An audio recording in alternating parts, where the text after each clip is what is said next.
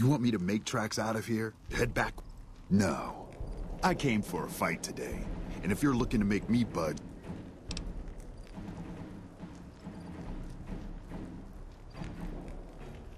Yeah.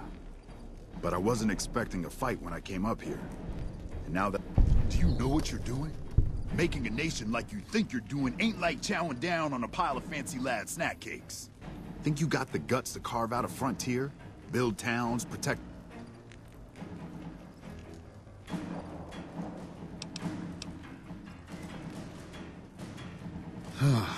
Hell. Can't believe we got suckered by some road jockey. Should have watched the flank while Caesar's best was making all that. I know what those robots of yours can do on a bad day. And I'm not eager. But if you're taking this place, you better hope you can hold it. I'll give my superiors my opinion. So if NCR comes at you, and it will, pray you're ready.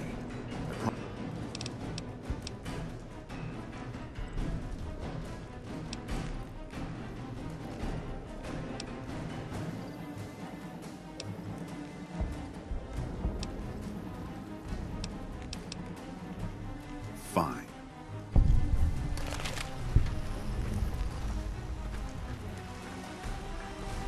You did a super job wrapping things up. I didn't want to make a big deal about this. I found some code snippets in one of Mr. House's databanks that will let me, So that's what I'm going to be doing. And it's going to take me a while, so it'll seem like I'm offline. I've updated the Securitron's targeting parameters, so that's where I'll be. Off making a few changes. And I guess I'll see you around. We accomplished a lot together.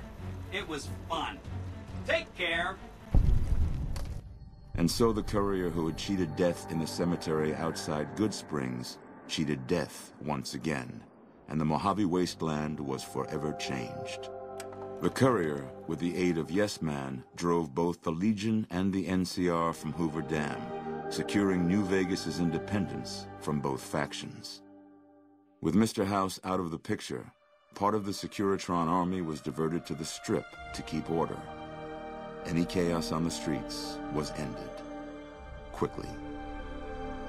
Chaos became uncertainty, then acceptance with minimal loss of life. New Vegas assumed its position as an independent power in the Mojave. Preferring neither the best of the NCR nor the worst of the Legion, the courier was the man responsible for a truly independent New Vegas. He had removed Mr. House from power over the Strip and broken the influence of the NCR and Caesar's Legion in the Mojave Wasteland. Though the wasteland became anarchic after Hoover Dam, the Boomers' display of power dissuaded fortune seekers from attempting to penetrate Nellis. Buried beneath tons of rubble, the Mojave chapter of the Brotherhood of Steel was no more. Those few who were outside the Hidden Valley bunker when it was destroyed settled into new lives, or headed west to find a new chapter to join. After the courier ensured New Vegas remained free, the followers found that independent Vegas was even more unstable and violent than before. Old Mormon Fort became excessively burdened by the influx of patients, struggling to provide even the most basic of services. With New Vegas's independence formally declared, Goodsprings thrived.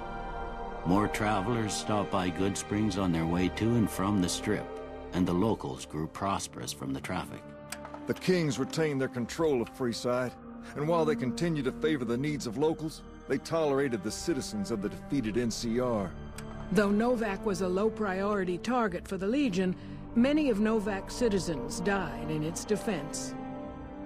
In the weeks that followed, several bright followers returned to Novac to help restore its defenses, allowing it to remain independent of NCR. Armed with a wide array of improvised explosives and stolen weapons, the Vault 19 Powder Gang tormented the Mojave Wasteland for years. Citizens of the NCR were favorite targets, and they always suffered the worst fates. Despite NCR's pledge to support Prim, they abandoned the town after their loss to the Courier. Independent again, Prim operates much as it had before the Powder Gangs arrived, full of ups and downs. And so the Courier's road came to an end, for now. In the new world of the Mojave Wasteland, fighting continued, blood was spilled, and many lived and died just as they had in the old world. Because war never changes.